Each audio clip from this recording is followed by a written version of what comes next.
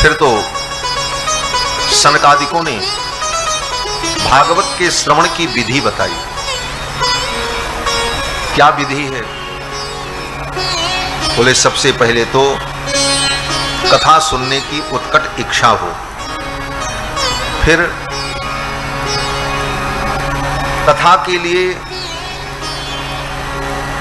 आवश्यक वस्तुओं का संग्रह कैसे हो, इस पर विचार करना चाहिए, क्योंकि बिना धन के कुछ नहीं होता। लिखा तो यहां तक है कि विवाहे जादृशम वित्तम तादृशम परिकल्पयेत। अपनी क्षमता के अनुकूल एक बेटी के ब्याह में जो तैयारी करनी पड़ती है उतनी तैयारी करनी चाहिए। विवाहे जादृशम वित्तम तादृशम परिकल्पयेत। और फिर बोले फिर सुंदर स्थान का चयन करना चाहिए, और सुंदर स्थान चयन करने के पश्चात वक्ता का चयन करना चाहिए। वक्ता कैसा हो?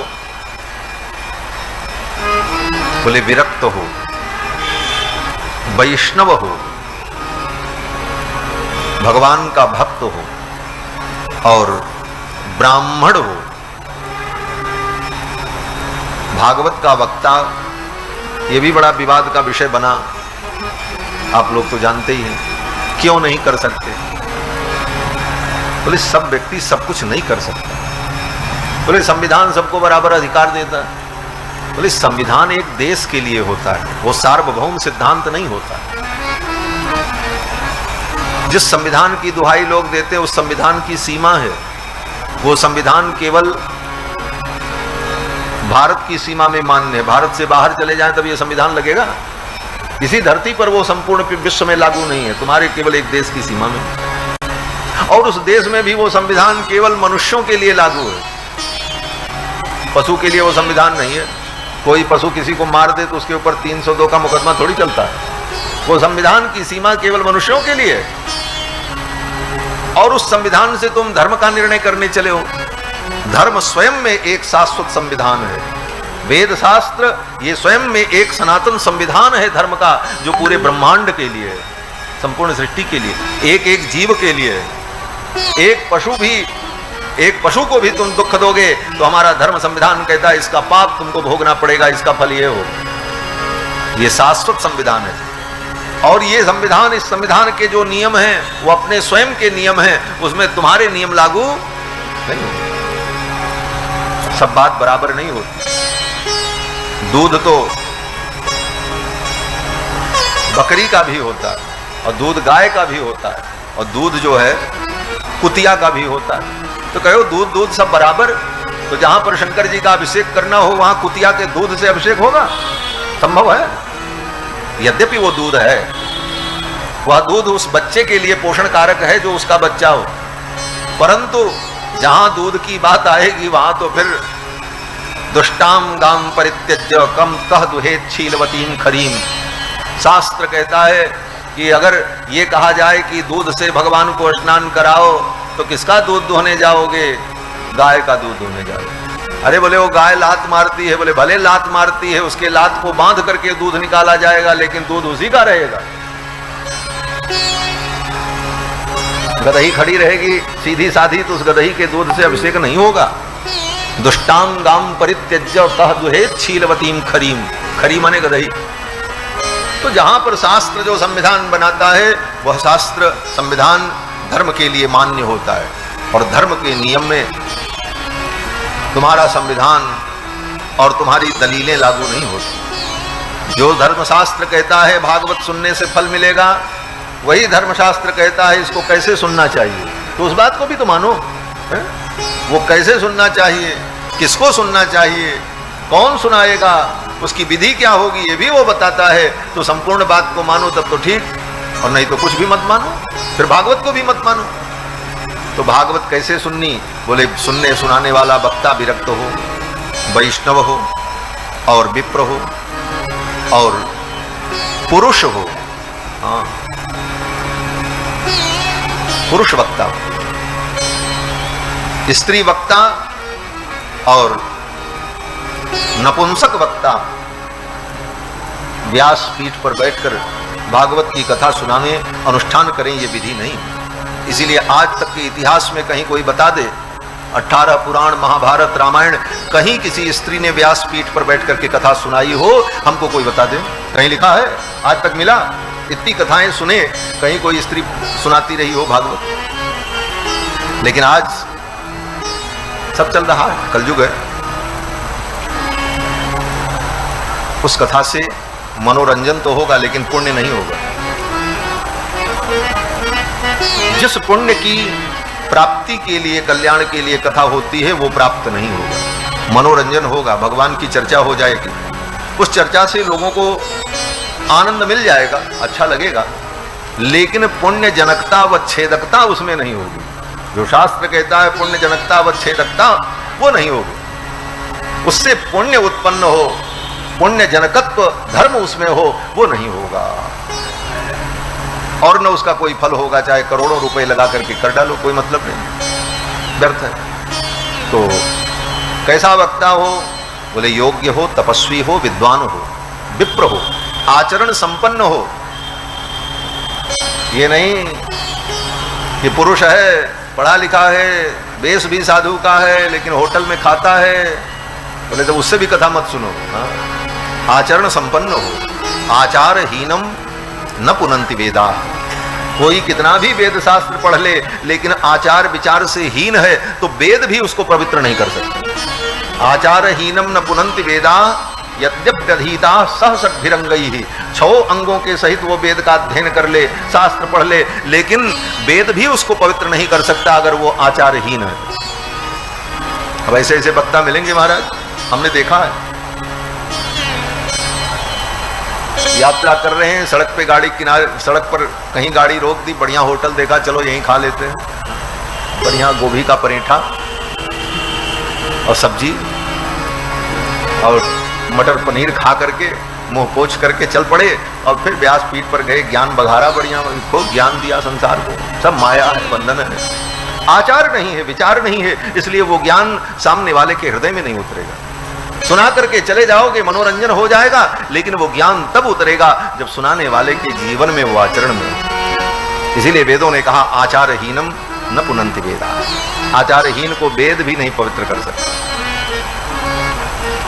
समय आने पर वो वेद शास्त्र भी उसका त्याग कर देते हैं। जैसे पक्षियों के जब पंख जम जाते हैं तो पक्षी घोंसला छोड़ करके उड़ जाते हैं, उसी प्रकार तुमने वेद पढ़ लिया, रामायण रट लिया, गीता रट ली, लेकिन आचार विचार नहीं है, तो जब तुम्हारी रक्षा का समय आएगा तो जितना तुम रटे हो सब चले जाएंगे, तुम्हारी एक भी रक्षा नहीं करेंगे, न वेद करेगा, न रामायण करेगा, न गीता करेगा। ये लिखा है सब। और तुमने कुछ नहीं पढ़ा, एक भी तुमको वेद की पंक्ति याद नहीं है, लेकिन आचार विचार और शिष्टाचार में तुम हो, मर्यादा का पालन करते हो, तो तुम्हारी भक्ति, तुम्हारा राम नाम तुम्हारा उद्धार कर देगा, तुम्हारा कल्याण होगा। इसलिए आचार विचार से कभी समझौता नहीं करना चाहिए। उदारता और प्रेम के नाम पर आचार विचार का त्याग नहीं करना चाहिए। लोग कहते हैं महाराज प्रेम में सब चलता है। बोले भाड़ में जाए तुम्हारा प्रेम। ऐसा प्रेम किस काम का जो धर्म के सिद्धांत को मिटा दे। ऐसे प्रेम का हम आदर नहीं करते, और ऐसा प्रेम तुम अपने पास रखो। लोग उदाहरण देते महाराज, प्रेम में तो भगवान ने सबरी का जूठा खा लिया था। प्रेम तो ये होता है। अरे बात सही है तुम्हारी, भगवान ने प्रेम में सबरी का जूठा खा लिया, भगवान का कुछ नहीं बिगड़ेगा, भगवान सर्वसमर्थ हैं, लेकिन प्रेम के नाम पर हम आचार का त्याग कर देंगे तो हमारा तो पतन हो जाएगा, हमारा तो नाश हो जाएगा। भगवान समर्थ हैं, भगवान तो कुछ भी करें उनको कोई दोष नहीं लगता। समर्थ को नहीं दोष गोसाई, रवि पावक सुरसर की नाई। वो जूठा क्या कहे, भगवान संपूर्ण सृष्टि को खा जाएं फिर भी उनको कोई दोष नहीं लगेगा, और खा ही जाते हैं। वेदों में लिखा है मृत्युर यस्य उपसेचनम। प्रलय काल में ये संपूर्ण जीव क्या होते हैं? बोले संपूर्ण जीव मानो भात बन गए। और बोले भात सूखा कैसे खाया जाए? तो वेद कहता है भगवान मृत्यु रूपी दाल में सान सान करके सब जीवों को खा जाते हैं। ये लिखा है मृत्युर यस्य उपसेचनम। उपसेचन माने दाल। तो जैसे भात सूखा गले के नीचे नहीं उतरता और उसमें दाल मिला ली जाए तो बड़े प्रेम से खाया जाता, उसी तरह मृत्यु को दाल बना करके संपूर्ण सृष्टि को अपने गाल में डाल लेते हैं भगवान। तो भगवान को तो कोई दोष नहीं हो तो भगवान। लेकिन हम सोचें कि हम आचार विचार त्याग दें, प्रेम में सब कुछ चलेगा, बोले सब भ्रष्ट हो जाएगा। इसलिए आचारहीनम न पुनः वेदा। तो भागवत का वक्ता कौन हो? विरक्त हो, वैष्णव हो, ब्राह्मण हो, पुरुष हो और आचार संपन्न हो और दृष्टांत कुशलो धीरा, अनेक प्रकार के दृष्टांत देकर भक्त को समझाने की क्षमता रखता हो और निष्प्रिय हो, वेद शास्त्र विशुद्धिकृत, जिसने वेद शास्त्र को ठीक ठीक पढ़ा हो, 6 महीने के भागवत वक्ता का कोर्स न किया हो। 6 महीने के भागवत वक्ता का कोर्स लोग करा रहे हैं आज तक। कोर्स कर लीजिए, व्यास बन जाइए। भागवत में कहां वेद की बात लिखी है, कहां किस स्मृति की बात लिखी है, धर्म क्या है, उसका निर्णय देने की क्षमता ही नहीं। क्यों? बोले शास्त्र पढ़ा ही नहीं। तो महाराज वक्ता ऐसा हो और भगवान का भक्त हो, सत संप्रदाय से संयुक्त हो, कोई संप्रदाय की परंपरा से वो संबद्ध हो, मनमाना और मनमुखी न हो, और उसके द्वारा भागवत की कथा सुननी चाहिए। और किसके द्वारा नहीं सुननी चाहिए ये भी लिखा, अनेक धर्म विभ्रांता, भले वो विद्वान हो, ब्राह्मण हो, लेकिन अगर अनेक धर्म विभ्रांत है, अनेक धर्म विभ्रांत का मतलब कभी भगवान में उसकी निष्ठा होती है, कभी कर्म की निष्ठा दृढ़ हो जाती है, कभी तंत्र मंत्र के चक्कर में वो पड़ जाता है। जिसकी निष्ठा चलायमान हो, अनेक धर्म विभ्रांत हो, ऐसे व्यक्ति से भी कथा नहीं सुननी चाहिए। क्यों? बोले उसी को अभी भगवान पर पूरा भरोसा नहीं हुआ, कभी इधर भागता, कभी उधर भागता, कभी गंगा किनारे गंगादास, जमुना किनारे जमुनादास बन जाता। तो अनेक धर्म विभ्रांत व्यक्ति से कथा सुनने पर भगवत निष्ठा पैदा ही नहीं होगी। अनेक धर्म विभ्रांता स्त्रैणा, जो स्त्रैण हो उससे कथा नहीं सुननी चाहिए, भले वो पुरुष हो। स्त्रैण का मतलब है तो पुरुष, लेकिन उसके सब लक्षण स्त्रियों जैसे हैं, हाव भाव, सजना संवरना। आजकल ये सब खूब दिखता है, अभी तो आप देखे ही थे। ऐसे लोग भी धर्म के रक्षक माने जा रहे हैं आज के युग में, विडंबना है देश की। तो स्त्रैणा, जो स्त्रैण हैं, उनसे भी ये कथानक, ये अनुष्ठान नहीं सुनना चाहिए। अनेक धर्म विभ्रांता स्त्रैणा पाखंडवादिना, जो पाखंडवादी हो, भले वो विद्वान हो, ब्राह्मण हो, तपस्वी हो, लेकिन उनसे कथा नहीं सुननी। पाखंडवाद क्या है? बोले धर्म का वो सब आचरण करते हैं, लेकिन किस लिए करते हैं? बोले दुनिया हमको धर्मात्मा कहे इसलिए, श्रद्धा से नहीं करते। दुनिया को दिखाने के लिए घंटों माला जप लेंगे, दुनिया के दिखाने के लिए 50 तिलक लगा लेंगे, इतनी बड़ी बड़ी माला पहन लेंगे, और एकांत में जब रहेंगे तो कुछ नहीं करेंगे। जब बाहर निकलेंगे तो सब दिखेगा। वो कौन है? बोले पाखंडवादी। न, वो पाखंडवादी है। पाखंड का मतलब धर्म का केवल प्रदर्शन जहां हो उसको पाखंड कहते हैं। ऐसे पाखंडवादी से भी कथा नहीं सुननी चाहिए। कोठरी में एक माला नहीं जपेंगे, दिन भर मोबाइल चलाएंगे, लेकिन बाहर जब जाएंगे तो हाथ में माला जरूर दिखेगी, लोग जाने कि हम माला जपते हैं।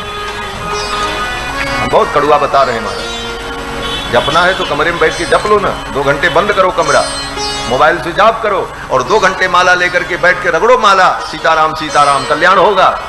लेकिन जहां जपना है वहां नहीं जपना है। बाहर जाना है तो हाथ में माला जरूर पड़ी रहेगी, निकाल लिया, चल रही है। और बात क्या हो रही है? अब से प्रधानमंत्री कौन बनेगा, वहां कौन जीत रहा है, वहां किसका बहुमत हो रहा है, बात दुनिया के प्रपंच की, और हाथ में चल रही माला। बोले यही है बात, ये सब नहीं है। जपो, एकांत में बैठ करके जप लो 10 माला, 1 माला जप लो, कल्याण हो जाएगा।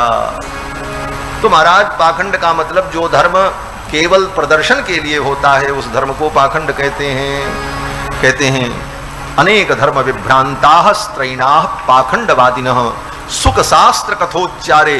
सुख का जो शास्त्र है ये भागवत, सुखदेव जी की वाणी, इस कथा को उच्चारे माने इसके सुनाने के लिए नकार्याः यदि पंडिताः, यद्यपि वो पंडित हों फिर भी उनसे सुनने लायक नहीं है।